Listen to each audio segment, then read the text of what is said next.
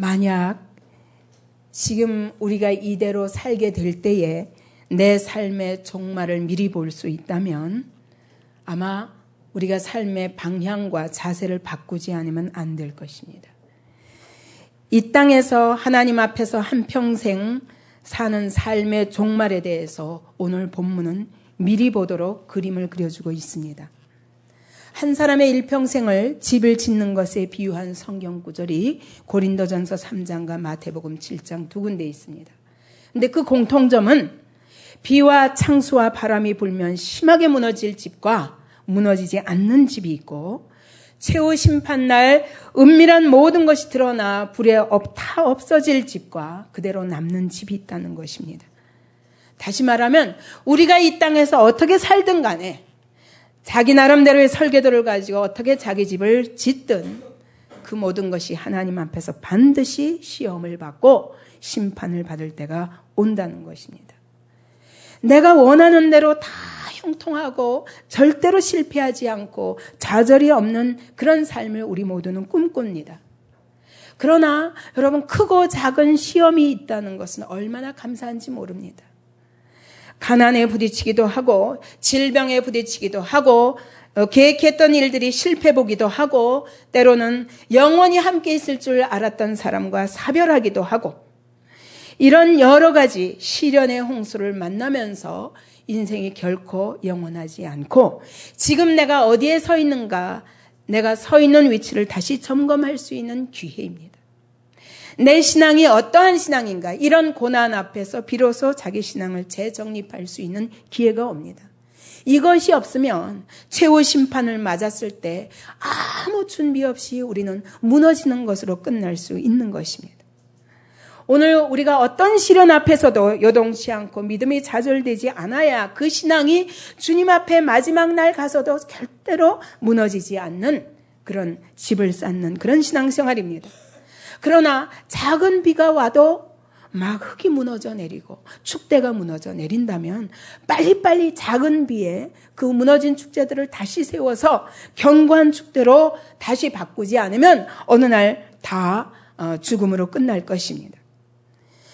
최후 심판대 앞에서 하나님 앞에서도 그 심판대 앞에서도 무너지지 않는 그런 삶을 짓는 것이야말로 진정한 성공적인 삶입니다. 우리는 내가 목표한 것을 향해서 달려가서 조금도 좌절이 없이 자기 계획대로 이루어가는 것이 성공적인 삶인 줄 알지만 여러분 내가 성공하고자 하는 것들이 만약 영원한 것이 아니라면 빨리 무너지는 것이 낫습니다. 성수대교와 삼풍백화점의 붕괴 사건이 주는 교훈은 설계도대로 짓지 않은 부실공사의 종말성이 어떠한가를 우리에게 보여줍니다. 창조주 하나님의 설계대로 세워지지 않은 인생도 마지막 날 이와 같이 비참하게 무너질 것입니다. 그 백화점이 무너질 때까지 화려한 상품이 진열되어 있고 사치와 번영과 바로 코앞에 파멸이 와 있는 것도 보지 못하고 당장 눈앞에 보이는 것에 현혹되어서 백화점에서 쇼핑을 즐기다가 얼마나 많은 사람들이 죽어갔습니까? 돈 버는 재미에 취해서 당장 코앞에 있는 파멸을 보지 못하고 아무 생각 없이 그 시간에 돈을 세는 재미에 있다가 무너진 그런 많은 인생들을 우리가 보았습니다. 김선일 씨가 이라크행을 꿈꿀 때 결코 그런 종말을 상상도 해보지 못했을 것입니다. 여러분 성경이 말씀합니다. 노아가 방주에 들어가던 날까지 사람들은 먹고 마시고 시집가고 장가가고 있으면서 홍수가 나서 저희를 다 멸하기까지 깨닫지 못하였다고 말씀합니다. 여러분 우리는 종말이 올 때까지 절대로 깨닫지 못하는 자들입니다. 서서히 침몰하는 타이타닉호 안에서 흥청망청 술을 마시며 연락에 빠진 여객들의 인생이 바로 오늘 우리의 인생의 모습이 아닙니까? 성경은 말씀합니다. 무너졌도다 무너졌도다 큰 성 바벨론이여. 오늘 이 땅에 인간의 문화와 인간이 세운 모든 인간의 왕국의 그 번영에 대해서 무너졌도다 하고 하나님이 선포하셨습니다. 그리고 하나님은 말씀하십니다. 거룩한 성 새 예루살렘을 하나님이 세우실 것이다. 이것이 역사의 종국입니다. 우리는 좀 더 겸허해야 합니다. 오늘 우리가 추구하는 것들이 얼마나 허탄한 것인가에 대해서 실상을 볼 수 있는 기회가 있습니다. 그것은 성경을 보지 않으면 절대로 발견할 수 없습니다. 내 삶의 나침판에 대해서 점검할 필요가 있습니다. 인생의 어떤 고난과 최후의 심판대 앞에서도 무너지지 않는 그런 인생을 이 짧은 인생 동안 지어야 우리의 삶이 후회 없는 삶이 되지 않겠습니까? 그런 삶이 되려면 첫째, 여러분 기초가 견고해야 됩니다. 그 기초가 무엇입니까? 오늘 성경은 말씀합니다. 예수 그리스도가 그 터라고 말합니다. 인생의 건축이 예수 그리스도의 위에 세워지지 않은 것은 다 없어질 것들입니다. 제가 예수를 믿고 나니까 알았어요. 아, 이전 것은 죽음이었구나. 이제 내가 살기 시작하는구나. 32살 때 이제서야 내 생명이 시작되는구나 고백했었습니다.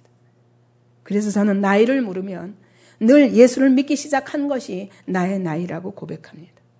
그러면 지금 25살밖에 안 됐습니다. 하나님이 내 인생을 통해서 영광스럽게 이루어가실 일들을 청년같이 기대합니다. 왜냐하면 예수 그리스도의 터 위에 세워진 집, 그 집이야말로 결단코 무너지지 아니한 영원한 집입니다. 성경에 말씀하시기를 예수 그리스도를 집 모퉁이의 머릿돌이라고 말씀하십니다. 다시 말하면 우리가 세워야 할 인생 기초의 머릿돌이라는 것입니다. 모퉁이돌이라는 것입니다. 한 인생의 삶과 소망의 기초라는 것입니다.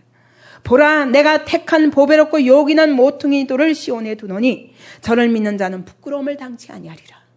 예수 그리스도의 위에 세워진 집은 결단코 무너지지 아니하리라. 그러나 이것을 알지 못하고 유대인들은 스스로 하나님의 집을 세운다고 하면서 이 돌을 버렸습니다. 그러나 하나님이 그 돌을 모퉁이의 머릿돌이 되게 하셨다고 말씀하십니다. 예수께서 말씀하시기를 이 반석 위에 내 교회를 세우리니 말씀하십니다. 다시 말하면 예수 그리스도가 누구신가에 대한 신앙 고백 위에 하나님의 교회를 세우신다고 말씀하십니다. 하나님의 교회와 그리고 한 인생은 예수가 누구신가를 아는 데서부터 시작이 됩니다. 여러분, 그러기 때문에 새 생명이 중요합니다. 여러분, 새 생명으로 결론 나서 예수가 누구냐? 예수께서 말씀하십니다. 가시기 전에 너희는 나를 누구라 하느냐 점검하십니다. 예수님이 누구라고 고백할 수 있는 그 고백이 우리의 인생에 견고한 기초가 되기도 하고 무너질 집이 되기도 하는 것입니다. 왜냐하면 예수 그리스도로 말미암아 죄와 사망에서 해방되고 이제는 의의 종으로 거룩한 하나님 나라의 백성으로서의 삶이 시작되기 때문입니다. 그 이전의 것은 사망입니다. 그 이전의 것은 멸망입니다. 예수님은 모퉁이 돌이 돼 보배로운 산돌이라고 그랬습니다. 돌은 돌인데 산돌이라는 것입니다. 산돌의 뜻은 뭐냐면 생명을 주는 돌이라는 것입니다. 왜 예수 그리스도가 기초석이 되어야 하냐면 우리 인생에 바로 산돌이시기 때문입니다. 우리에게 생명을 주시는 돌이기 때문입니다.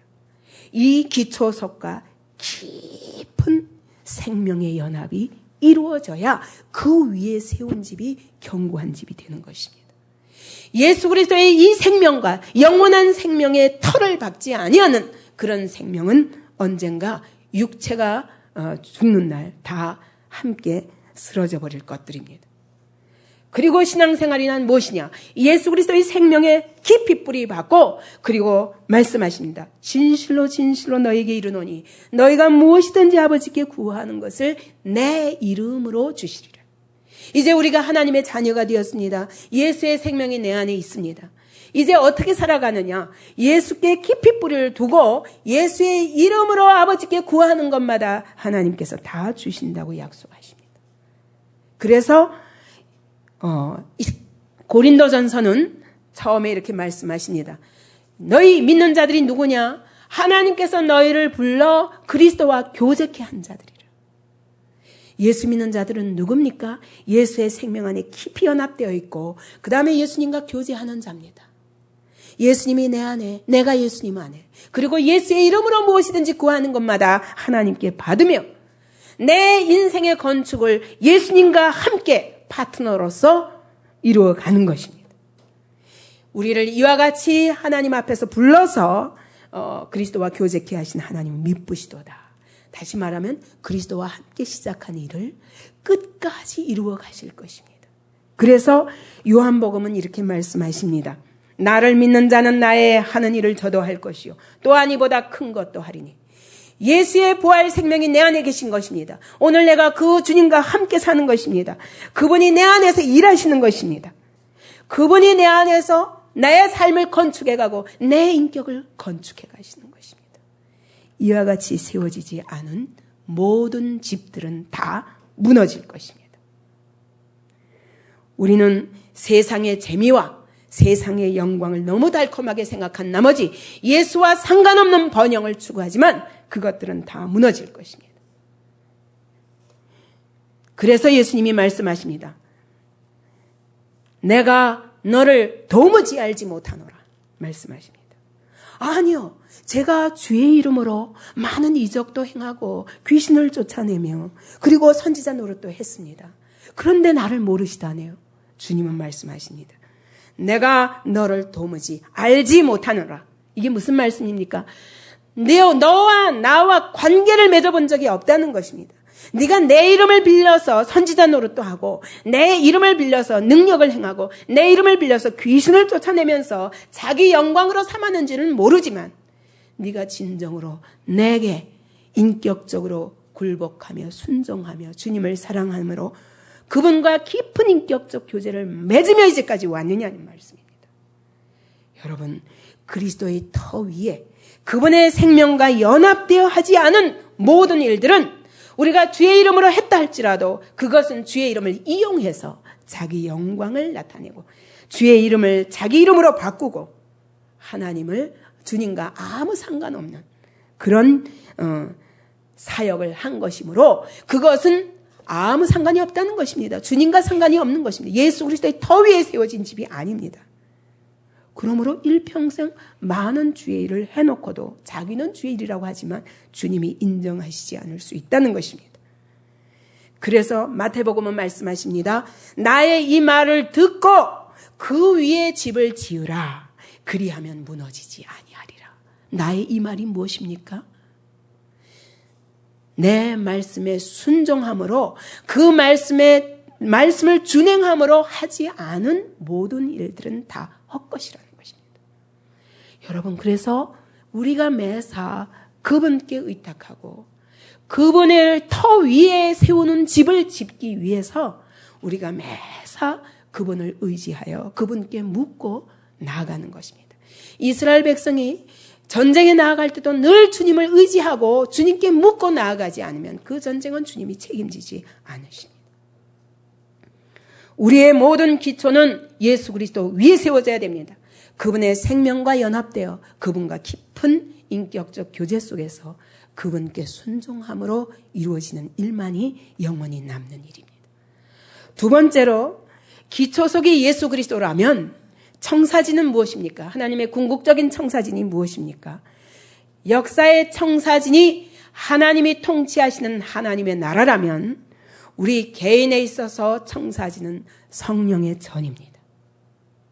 우리의 몸을 하나님의 성령이 거하시는 전인 줄을 알지 못하느냐 말씀하십니다.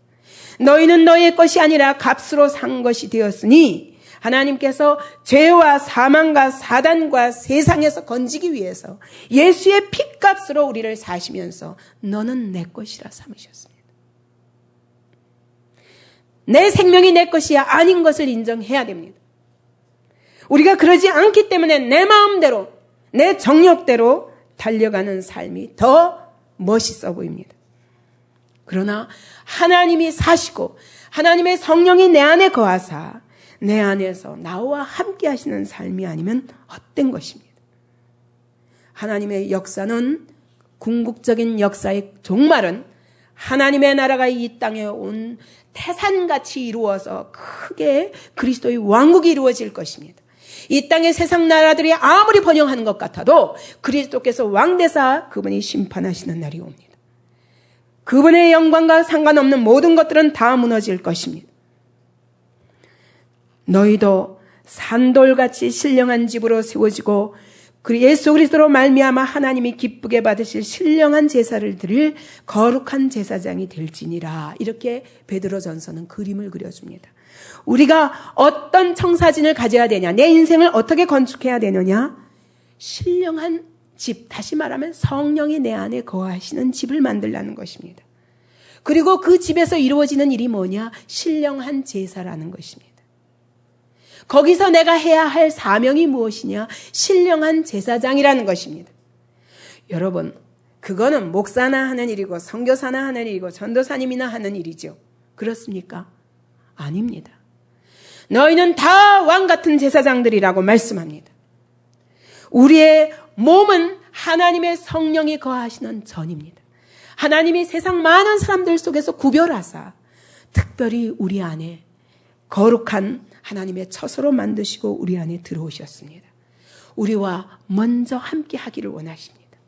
함께 하신 다음에는 우리를 통해서 그분의 일들을 드러내시고 우리를 통해서 온 세상을 구원하는 일에 하나님이 쓰시겠다는 것이 하나님의 청사진입니다. 여러분, 내가 좋아하는 것들을 쫓아다니는 한 내 죄의 바탕을 두고 아무것도 가치 없는 잠깐 있다 들풀과 같은 영광들을 위해서 우리의 삶을 소진하게 될 것입니다. 그러나 하나님의 계획은 무엇이냐면 나를 거룩한 성령에 거하시는 전으로 만드사 내 삶 자체가 하나님 앞에 드리는 신령한 제사가 되게 하신다는 겁니다. 우리가 요셉을 한번 예로 들어봅시다. 요셉이 13년 동안 고난의 삶을 살았습니다. 그러나 요셉은 하나님이 여호와께서 요셉과 함께 하심으로 그가 보디발의 집에 있든지 감옥에 있든지 어느 자리에 있든지 하나님이 그가 손으로 하는 모든 일에 복을 주시고 형통케 하셨더라. 이것이 하나님의 전을 건축하는 일입니다. 여러분, 우리가 뛰어나가기 전에 먼저 해야 할 일이 뭐냐면 내 몸이 거룩한 성령의 전이 되도록 준비하는 것입니다. 그래서 하나님이 함께 하시는 사람이 될 때 이 사람이 어디를 가든지 그가 서 있는 곳에서 신령한 제사가 드려지는 것입니다. 요셉은 어떻게 제사를 드렸습니까? 보디발의 집에서 보디발의 아내가 아무리 유혹해도 많은 재산들이 자기의 것이 될 수 있어도 그는 철저히 하나님 앞에서 그 일을 감당하면서 하나님과 함께 하시는 사람의 전형을 보디발의 집에 보여줍니다. 감옥에 들어갔습니다. 억울하게 감옥에 들어갔지만 그는 요동치 아니하고 하나님을 의지하며 간수장과 함께 감옥을 잘 지킵니다. 그 간수장도 그 요셉을 의지하지 않으면 안 됩니다. 술 맡은 관원장도 요셉을 의지하지 않고는 하나님의 뜻을 알 수가 없습니다. 그가 있는 자리에서 바로 요셉은 하나님의 뜻을 알려주는 통로가 됩니다. 이것이 바로 신령한 제사입니다. 여러분, 정말 하나님이 함께 하시는 사람이 세상 어디에 가 서 있든지 세상은 우리 앞에 와서 묻게 되어 있습니다. 무엇이 하나님의 뜻이냐? 무엇이 옳은 것이냐? 무엇이 영원한 것이냐? 묻게 되어 있습니다. 우리 자신이 하나님과 함께 하지 않고 세상과 똑같이 살기 때문에 하나님의 교회와 그리스도인들이 아무 능력이 없습니다. 세상이 쫓아가는 것들을 똑같이 쫓아갑니다. 세상이 추구하는 것들을 똑같이 추구합니다. 거기에 신령한 제사가 드려질 수 없습니다. 이런 사람이 신령한 제사장 노릇을 할 수가 없습니다. 요셉은 신령한 제사장이었습니다. 술 맡은 관원장에게 그의 미래를 보여줍니다. 떡 맡은 관원장에게 그의 미래를 보여줍니다. 바로에게 어떻게 애굽을 통치하여야 이 흉년을 피할 수 있는가를 보여줍니다. 70명의 형제들을 그들이 가야 할 길을 열어줍니다. 자기를 버리고 애굽에 팔아버렸던 그 11명의 형제들을 용서합니다. 그리고 이것이 다 하나님이 하신 일이라고 고백합니다. 그래서 이스라엘 민족이 애굽 땅에서 거대한 그런 중다한 민족으로 큰 민족을 이룰 수 있는 길을 열어주는 것이 바로 요셉의 생애였습니다.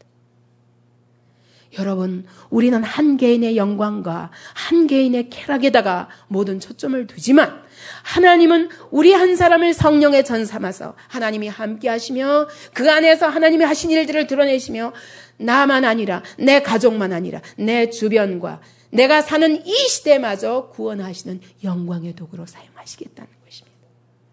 여러분 어떻게 살고 싶습니까?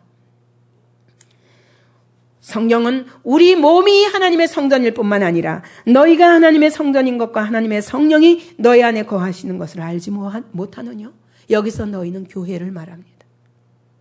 우리 한 사람 한 사람 몸이 성령의 전일 뿐만 아니라 이런 사람들이 함께 모여있는 이 교회 자체가 또 성령의 전입니다.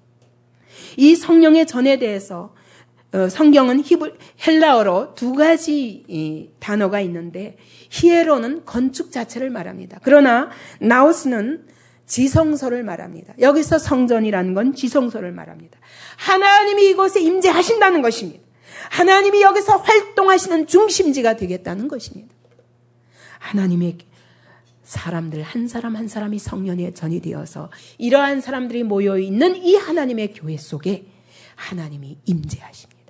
그리고 하나님이 이곳을 하나님의 활동의 중심지로 삼고 있습니다. 그렇기 때문에 여러분 아무리 말씀을 들어도 멀리서 들어도 다 이곳에 와서 함께 하나님의 교회 안에서 일하시는 하나님을 함께 목격하지 않으면 하나님의 영광스러운 일들에 함께 참여할 수 없는 것입니다. 하나님이 우리 한 사람 한 사람을 하나님의 형상으로 회복하시고 한 사람 한 사람이 성전인데 이 한 사람 한 사람이 모인 이 거대한 교회도 하나의 성전인 것입니다. 이러한 거대한 교회가 이 지역 교회만 아니라 온 우주의 교회가 하나로 모여서 거대한 한 하나님의 지성소를 이루는 것입니다. 이것이 비밀입니다. 여러분 그렇기 때문에 정말 은혜를 받은 사람은 나 자신을 하나님께 성령의 전으로 드릴 뿐만 아니라 바로 이 내가 교회와 끈을 내야 끊을 수 없는 생명의 연합으로 하나가 되었다는 것을 알 수 있습니다. 그래서 내 개인의 목표가 아니라 교회의 목표가 곧 나의 목표가 됩니다. 여기서 더 나아가서 이 지역 교회만 아니라 온 우주에 있는 하나님의 교회, 그게 일본 사람이든 중국 사람이든 미국 사람이든 아프리카 사람이든 혈통과 민족을 떠나서 방언을 떠나서 모든 민족이 한 하나님의 성전으로 이루어져 있다는 걸 알게 되기 때문에 자기 개인의 목표, 작은 목표에서 헤어나올 수 없었던 우리가 시야가 넓어지는 겁니다. 하나님의 교회 전체를 바라봅니다. 교회가 가는 길이 곧 내가 가는 길이요. 이 교회의 유익을 위해서 내가 쓰임받는 것이 곧 하나님의 영광의 도구로 쓰임받는다는 것을 압니다. 그러나 이 교회가 지역교회만 아니라 온 우주에 하나님의 나라를 세우는 일에 함께 하나님이 쓰실 수밖에 없습니다. 그래서 영역이 넓어지는 겁니다. 내 장막줄을 길게 늘리라. 하나님이 우리의 장막줄을 널리되 어디까지? 온 세계까지, 이 시대까지, 그리고 영원한 하나님의 나라까지 이어지게 하십니다. 그러므로 여러분 하나님 안에서 이 자기 집을 세우려 하는 자들은 절대로 나 개인 이기적인 삶에 머무를 수 없습니다. 내 가정 중심 여기서 묶이는 삶을 살 수가 없습니다. 여기서 더 지나서 하나님의 교회, 이보다 더 크게 하나님의 나라, 이 시대를 섬기는 자로 하나님이 쓰실 수밖에 없습니다. 이것이 하나님이 우리를 향한 청사진입니다. 여러분 모세를 보십시오. 모세가 자기 개인이 하나님의 성전을 이루는 일에 미디안 광야에서 40년 동안 훈련받은 것 같아요. 그러고 나서는 자기 개인이 아니라 이스라엘의 하나님의 성전을 세우기 위해서 40년 동안 애굽의 모든 보화도 버리고 죄의 쾌락들을 다 버리고 하나님의 백성과 함께 고난받기를 자초하며 광야길에 40년 동안 이스라엘 백성과 함께하며 이스라엘 백성 속에 하나님의 나라를 세우는 것이 그의 목표가 되었던 것입니다. 하나님은 그러한 모세를 통해서 그 시대의 바로를 모세 앞에 굴복시키십니다. 그리고 모세와 함께 하시는 하나님의 위엄을 나타내십니다. 하나님의 교회 안에, 광야 교회 안에 나타나신 하나님의 그 영광의 위엄을 온 세계에 나타내기를 원하십니다. 이것이 하나님의 목표입니다. 여러분, 노아는 자기 개인밖에 보지 못하는 자였지만 하나님께서 방주를 보여주셨습니다. 그리고 경고하셨습니다. 120년 후에 홍수로 심판하리라. 그는 120년 동안 열심히 방주를 지었습니다. 그가 세상이 다 비난하고 조롱해도 120년 동안 꾸준하게 하나님의 말씀대로 방주를 짓는 것 그 자체가 세상을 심판하는 일이었다고 성경은 말씀합니다. 여러분, 오늘 한 사람이 믿음으로 세상이 아무리 요동을 해도 좌로나 우로나 흔들리지 아니하고 하나님의 약속의 말씀을 붙잡고 그 말씀대로 준행하며 사는 자를 통해서 하나님은 세상을 심판하십니다. 이것이 영원한 삶이요, 이것이 진리요, 이것이 바로 인생이 가야 할 길임을 그를 통해서 보여주시는 것입니다. 그렇기 때문에 노아를 본 모든 사람들은 책임이 있습니다.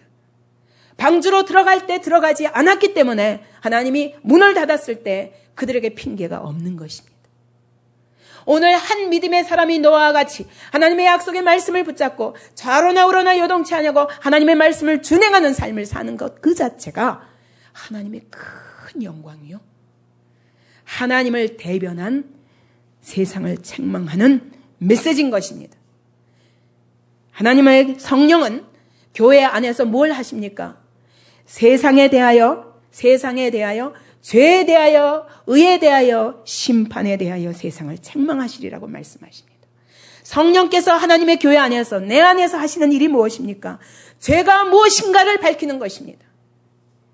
예수를 믿지 않는 것이 죄라는 것을 나타내시는 것입니다. 의가 무엇인가? 예수께서 부활하시고 승천하사 오늘 하나님 우편에 계시고 오늘 내 안에 성령으로 들어오셨다는 것을 세상에 나타내는 것이, 이것이 바로 성령께서 하시는 일입니다. 심판에 대하여라 하면 세상 임금이 이미 심판을 받았습니다. 사단은 이미, 죄와 사망의 권세는 이미 예수께서 십자가에서 이기셨다. 이와 같이 세상을 깨우는 것입니다.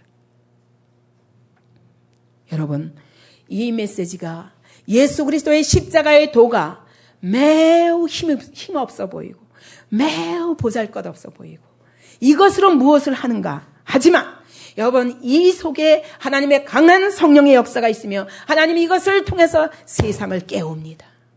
그리고 세상에게 심판을 준비시키십니다.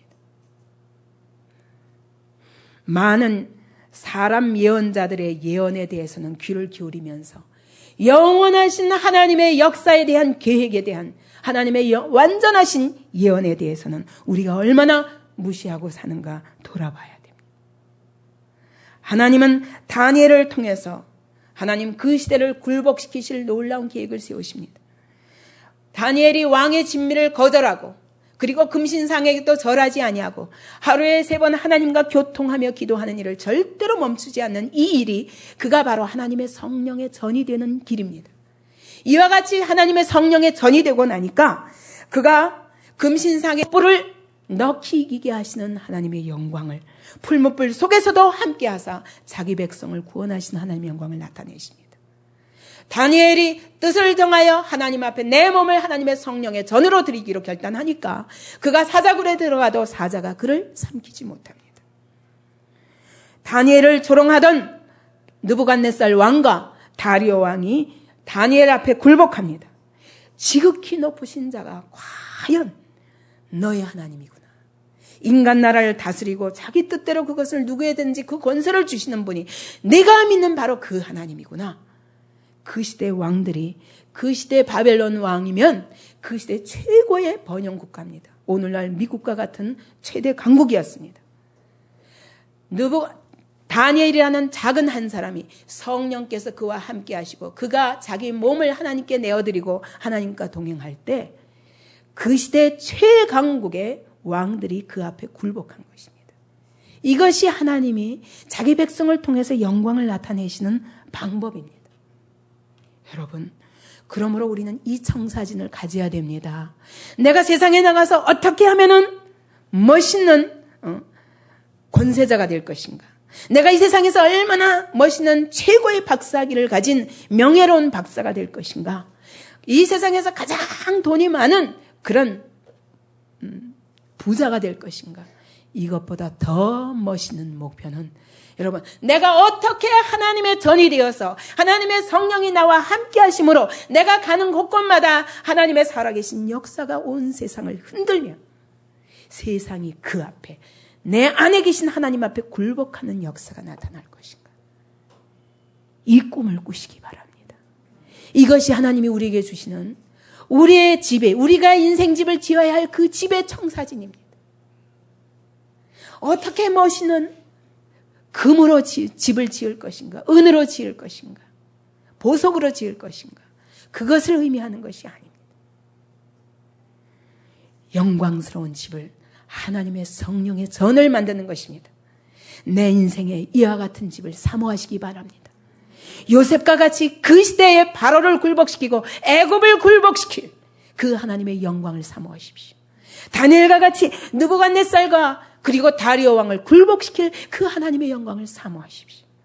모세와 같이 바로를 굴복시킬 하나님의 영광을 사모하십시오. 세 번째로, 그러면 이 건축자는 누굽니까? 하나님이십니다. 하나님은 우주의 건축자요, 우리 인생의 건축자이십니다. 하나님은 건축하시는데 이미 설계도가 끝났습니다. 그 설계도가 무엇인지 아십니까? 성경입니다. 우리가 인생의 집을 지으면서 성경을 무시하고 마음대로 살지 않습니까? 설계도를 무시하고 마음대로 짓는 집이 어떻게 제대로 지어지겠습니까? 성수대교나 삼풍백화점과 뭐가 다르겠습니까? 건축자는 하나님이십니다. 하나님은 이미 설계도를 끝내셨습니다. 제가 집을 지을 때 보니까 건축자가 하는 일이 뭐냐면 설계도만 그리더라고요. 저는 건축자가 와서 내내 와서 좀 있어주길 바랬는데 안 그러시더라고요. 그리고 건축자는 설계도만 딱 써가지고 그 설계도를 그려서 각 목공이나 석공이나 배관공이나 전기공이나 실내장식가나 각 사람에게 설계도를 딱 나눠주고, 그 다음에 그 시공이 어떻게 돼 가는가 뒤에서 점검만 하더라고요. 하나님도 마찬가지입니다. 하나님께서 우리에게 설계도를 주셨습니다. 이미 성경을 주셨습니다. 하나님은 직접 오셔서 우리를 이래라 저래라 하지 않습니다. 성경을 통해서 우리는 석공처럼, 목공처럼, 배관공처럼 그 설계도대로 지어가는 것이 중요합니다. 그것이 우리가 해야 할 일입니다. 바울은 자신을 가리켜서 지혜로운 건축자와 같이 자기가 이 성전의 터를 건축하였다고 말합니다. 하나님의 은혜를 따라. 근데 이 지혜로운 건축자가 또 다른 말로 헬라어로 하면 숙달된 건축 전문가라는 것입니다. 자기가 공교한 장인처럼 숙달된 건축가로서 이 시공을 했다는 겁니다. 어떻게? 하나님의 은혜를 따라, 하나님의 말씀을 따라. 그러므로 이 위에 다른 사람이 세우더라도 너희가 어떻게 그 위에 세울까를 조심할지니라. 하나님의 말씀을 따라, 하나님의 은혜를 따라 세우지 않은 모든 것들은 마지막 날 불에 타 없어질 것이라는 것입니다. 설계도를 무시한 모든 시공은 다 무너질 것입니다. 마태복음 7장에 말씀하는 집이 무너지는 이유가 무엇입니까? 마태복음 7장은 말씀하십니다. 나의 이 말을 듣고 행치 아니하는 자라는 것입니다. 하나님이 주신 설계도와 아무 상관없이 짓는 집이었기 때문에 무너졌다는 것입니다. 그러면서 거짓 선지자를 예로 듭니다. 그들은 가르치기도 한다는 거예요. 말씀을 가르치는데 그대로 잘 가르쳐요. 그래서 선지자라는 이름이 붙였습니다. 그런데 하나님 보시기에 거짓 선지자라는 것입니다. 왜? 남을 가르칠 적에는 잘 가르치는데 자기의 자신의 인격과 삶의 열매가 다른 것이라는 것입니다. 그래서 양의 옷을 입은 일이라고 말합니다. 겉은 양인데 속은 일이라는 것입니다. 입술의 고백은 정통신앙 같은데 자기가 사는 삶은 있다는 것입니다. 이러한 신앙생활은 무너질 것입니다. 아무리 예수 그리스도의 터 위에 세웠다고 해도 무너질 것입니다. 주여 주여 하면서 순종하지 않는 것, 이것은 가장 악한 것입니다. 가룟 유다가 예수님께 입을 맞추면서 예수님을 배반했습니다. 말씀을 가르치면서 자기는 그대로 절대로 살지 않는, 그리고도 나는 믿음의 확신이 있다. 나는 남을 가르치는 선생이다. 그러나 자기 삶 자체는 죄에서 자유하지 못하고 세상적인 사고방식에서 조금 더 벗어나지 못하고, 그리스도를 온전히 붙잡고 십자가를 쫓아가는 것이 아니라 절대로 값을 치르지 않으면서 영광만 취하려 하는 이런 신앙들은 아무 힘이 없습니다. 주님 앞에서 마지막 날 아무 힘이 없이 무너질 것입니다. 이러한 신앙에 대해서 주님은 책임지지 않는다고 말씀하십니다. 사울이 사무엘을 7일 동안 기다리라고 그랬습니다. 기다리다가 7일이 다 돼가니까 도저히 못 견뎌가지고 제사를 지냈습니다. 그래놓고 하나님께서 아멜렉을 다 진멸하라고 그랬는데 진멸지 않고, 그리고 자기 나름대로 전쟁에 승리했다고 기념비를 세웠습니다. 하나님이 말씀하셨습니다. 왕의 나라가 길지 못하리라. 여호와께서 이미 그 마음에 맞는 다른 사람을 구하여서 백성의 지도자로 삼으셨느니라. 그가 불순종하는 즉시 하나님은 그에게 마음이 떠나시고 그를 버리십니다. 그가 비록 왕위를 보존하기는 했지만 그러나 이미 그는 왕이 아니었습니다. 사무엘이 말합니다. 왕이 여호와의 말씀을 버렸으므로 왕께서도 왕을 버려 왕이 되지 못하게 하였나이다. 여러분, 우리가 불순종하면서 입술의 고백으로 신앙이라고 착각하지 말기 바랍니다. 하나님은 마지막 날에 뭘 가지고 우리를 심판하시느냐? 내가 들은 말씀, 내가 아는 그 말씀으로 주님과 순종하며 인격적으로 그분께 모든 주권을 돌리며 그분과 함께 지은 집이냐, 이것을 확인하시는 것입니다. 비가 내리고 창수가 나고 바람이 불어 그 집에 부딪히되 무너져 그 무너짐이 심하니라. 어느 날 비가 내릴 것입니다. 창수가 날 것입니다. 바람이 불 것입니다. 그러면 이와 같이 순종이 없는 믿음은 그 자리에서 무너지고 맙니다. 그래서 그리스도인에게는 고난이 필요한 것입니다. 왜냐하면 고난을 당해보면 비가 오고 홍수가 내리치고 바람이 불 때 내 신앙이 흔들흔들 하면 그것은 절대로 마지막 날 하나님 앞에서 인정받을 수 없는 신앙이라는 걸 아시기 바랍니다. 그리스도인들은 고난을 통해서 자기 믿음의 시험을 해야 됩니다. 내 믿음이 과연 반석 위에 세워진 집인가 아니면 모래 위에 세워진 집인가 분별할 기회입니다. 어떤 고난이든 그 고난 앞에서 내가 지금 내 정체가 무엇인가, 내 믿음의 정체가 무엇인가를 확인하시기 바랍니다. 싼 게 비지떡이라는 말이 있습니다. 신앙도 아무 대가를 치르지 않고 듣기만 하는 신앙은 무능력합니다. 헛것입니다. 아무 힘이 없습니다. 고난의 때에 그 믿음이 할 수 있는 일이 없습니다. 목이 말라도 그 신앙이 나에게 생명의 샘물을 갖다 주지 못합니다. 좌초한 배와 같이 고난 앞에 둥둥 떠가는데 길을 알지 못합니다. 이런 신앙이 무엇을 할 수 있습니까? 마지막 날 하나님 앞에서 불에 타 없어질 것들입니다. 나의 한 그 말이 마지막 날에 저를 심판하리라. 예수께서 하신 말씀이, 그 말씀이 오늘 내 삶의 바탕이 되었는가? 주님은 그것으로 우리를 심판하시겠다고 말씀하십니다. 그러므로 여러분, 우리의 삶의 인생의 집을 짓는데 가장 지혜로운 자가 어떤 자입니까? 하나님의 말씀을 듣고 그 말씀에 준행하며 한 걸음 한 걸음 쌓는 그 삶이 가장 지혜로운 삶입니다. 좀 더딥니다. 그죠? 하나님의 말씀을 듣고 깨닫고 순종하는 게 더딥니다. 그러나 이런 집은 절대로 무너지지 않습니다. 주님과 깊은 인격적 교제 가운데 말씀에 순종하여 이룬 것들은 어떤 폭풍과 어떤 시험에도 끄떡없이 하나님이 책임지십니다. 그래서 저도 어떤 어려움이 생길 때마다 제가 이것이 승리할 것인가 아니면 무너질 것인가, 이것을 시험하는 키가 뭐냐면, 이 일이 하나님의 말씀으로부터 시작되어서 하나님이 인도하신 걸음이었던가 아니면 내가 계획한 걸음이었던가를 보면 확인할 수 있습니다. 아무리 어려움을 당해도 하나님이 시작하게 하신 일은 절대로 망하지 않는다는 것을 저는 25년의 경험 동안 확신합니다. 그렇기 때문에 그럴 때는 제가 담대해집니다. 어떤 어려움이 있어도 굴하지 않습니다. 그러나 내가 계획한 일들은 불안해지기 시작합니다. 다시 점검해야 됩니다. 이것이 하나님께로부터 말미암은 것인가, 나의 성급함으로 인해서 시작된 일인가, 이것들을 점검하게 됩니다. 그러므로 우리의 한 걸음 한 걸음이 이와 같이 하나님의 말씀을 듣고 준행하는 차근차근 이루어진 한 걸음 한 걸음이라면 이것이 바로 하나님의 설계대로 세워지는 집입니다. 제가 25년 전에 순종할 때 저는 오늘을 상상도 못했습니다. 오늘 내가 이런 모습으로 하나님 앞에 쓰임받으리라고 상상해 본 적이 없었습니다. 다만 오늘 내게 걷게 하시는 요 한 걸음에 순종했습니다. 앞에 아무것도 안 보였습니다. 어떤 사람들은 꿈을 꾸라고 그럽니다.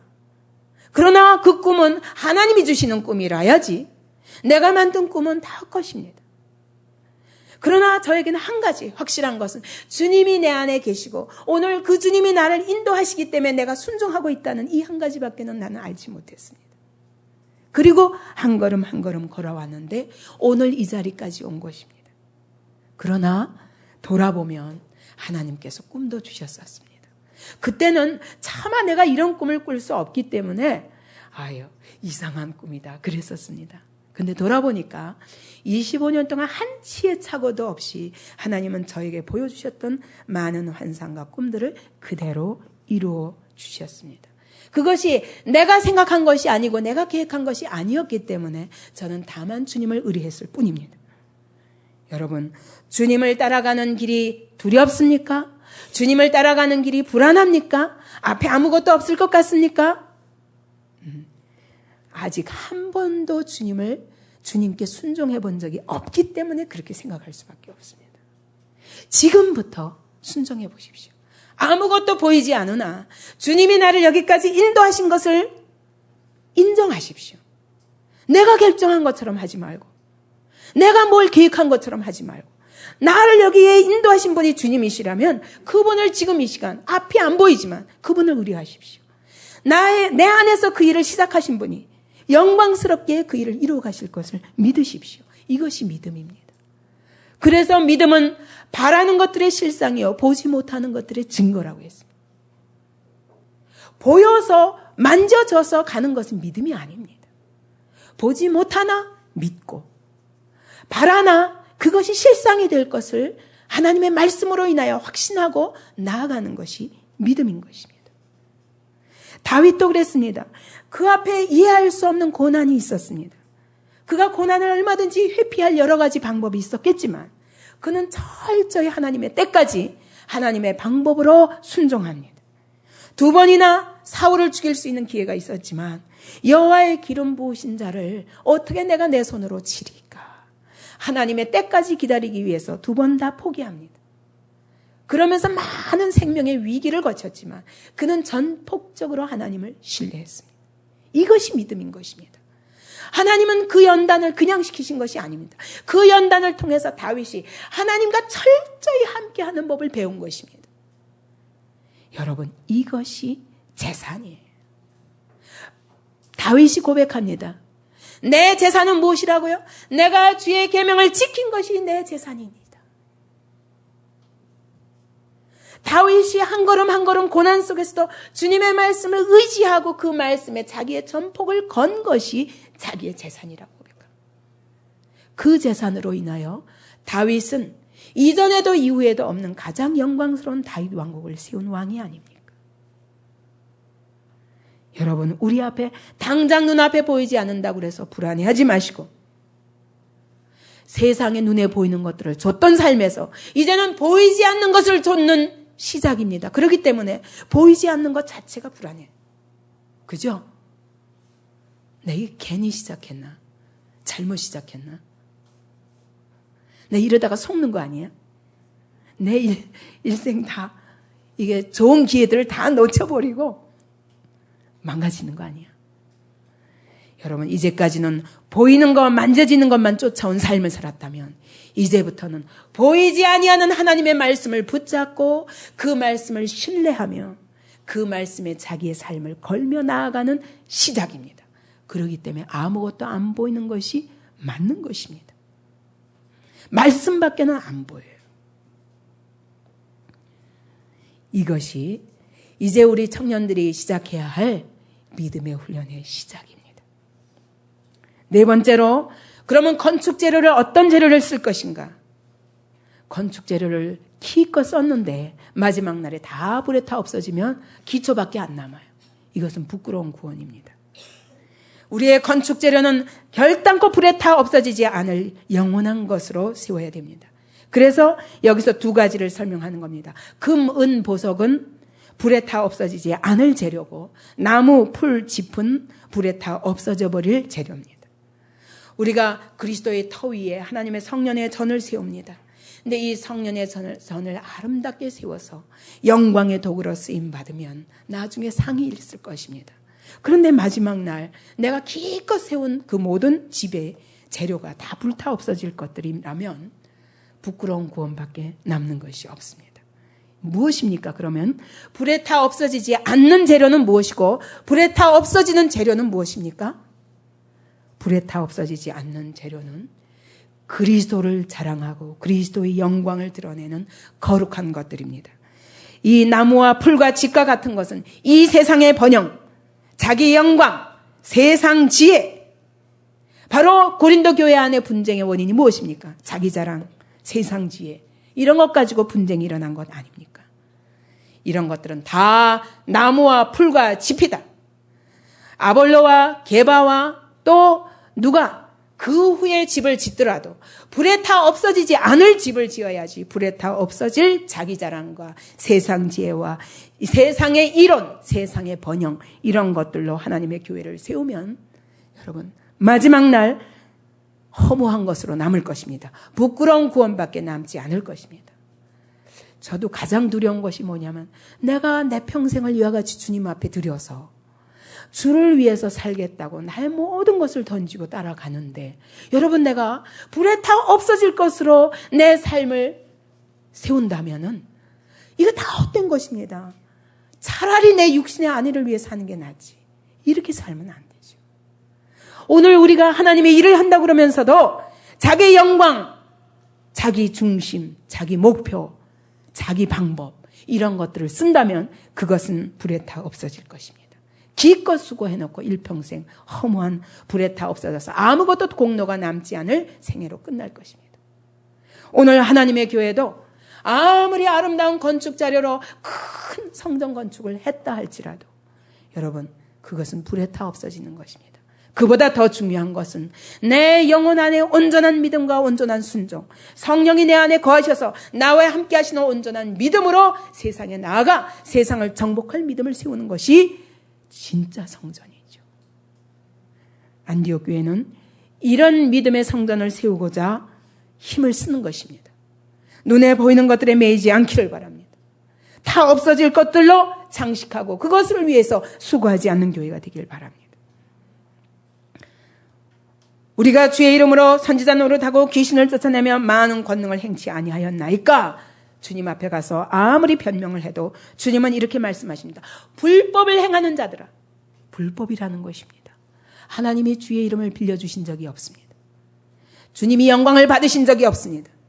주님이 그것을 통해서 주의 뜻을 이루어 보신 적이 없는 일들을 하고 산다면 그건 철저히 자기 영광을 위한 것이었죠. 선지자 노릇하면서 이렇게 살 수 있다는 겁니다. 무서운 것입니다.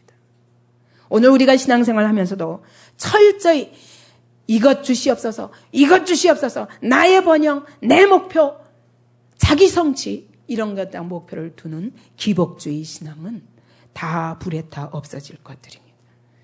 내게서 떠나가라. 내가 너희를 도무지 알지 못하노라. 네가 나를 알아본 적이 없다. 내가 너를 알아본 적도 없고 너와 내가 관계를 가지고 무엇을 해본 적이 없다. 그것은 다 헛된 것입니다.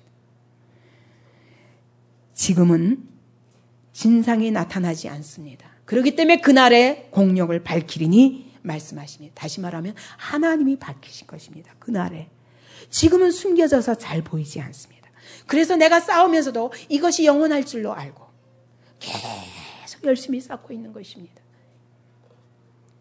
우리가 환난을 만나고 또 하나님께서 우리의 모든 사역과 삶을 흔드실 때 우리는 우리 자신에 대해서 다시 돌아봐야 됩니다. 내가 지금 추구하는 삶의 질이 정말 하나님의 완전하신 영광을 드러낼 하나님의 성전의 자료로 합당한 것인가? 아니면 거룩한 것이 아니라 세속적이고 육적이고 물질적인 것들인가 다시 돌아봐야 됩니다. 우리는 하나님의 큰 청사진을 바라봐야 됩니다. 그 하나님의 큰 영광을 바라보며 더 이상 자기 집착에 빠지고 자기 이론, 자기 방법을 전부인 양 그것을 가지고 하나님의 일이라고 하고 세월을 낭비하는 자가 아니라 하나님의 말씀을 외면하고 자기 방법, 세상 방법으로 나아가는 그런 신앙생활이 아니라 정말 주님이 아시고 내 안에 함께 하사 내게 말씀하시고 그분과의 사랑의 관계 속에서 이루어가는 한 걸음 한 걸음으로 우리의 삶을 쌓아가기 바랍니다. 이렇게 할 때 절대로 없어지지 않을 구원을 얻을 것입니다. 롯이 하나님이 인도하시지 않은 소돔에 가서 살다가 하나님이 구원하기는 하셨지만 그가 소돔에 쌓아놓은 모든 삶은 유황불과 함께 다 타버렸습니다. 오늘 하나님이 나를 인도하시는 곳이 아니면 그것은 소돔이 될 것입니다. 자기 육체를 위하여 심는 자는 육체로부터 썩어진 것을 거두고 성령을 위하여 심는 자는 성령으로부터 영생을 거두리라. 내 몸을 하나님의 성령의 전으로 드리고 그 성령님께 순복하며 말씀에 순복하며 그 말씀을 쫓아 하나님의 설계도를 쫓아 우리의 인생을 세워가는 지혜로운 건축자들이 되시기 바랍니다. 이제까지 하나님의 말씀을 외면하고 그리고 내가 생각하는 하나님, 내가 생각하는 신앙생활 이런 것들로 쌓았다면 그것은 다 불에 타 없어지는 것입니다. 내가 내 방법으로 충성하는 모든 것들은 다 헛된 것입니다. 주님, 먼저 내 몸을 성령의 전으로 드립니다. 그리스도와 깊은 생명의 연합으로 그분과 동행하는 삶이 되게 하시고 걸음걸음 말씀과 성령으로 인도하시는 대로 내 인생을 쌓기를 원합니다. 이제 그 출발이 되도록 주여 저희를 인도하여 주옵소서. 통성으로 기도합니다. 인도하여 주옵소서. 통성으로 기도합니다. 인도하여 주옵소서. 통성으로 기도합니다. 인도하여 주옵소서. 통성으로 기도합니다. 인도하여 주옵소서. 통성으로 기도합니다. 인도하여 주옵소서. 통성으로 기도합니다.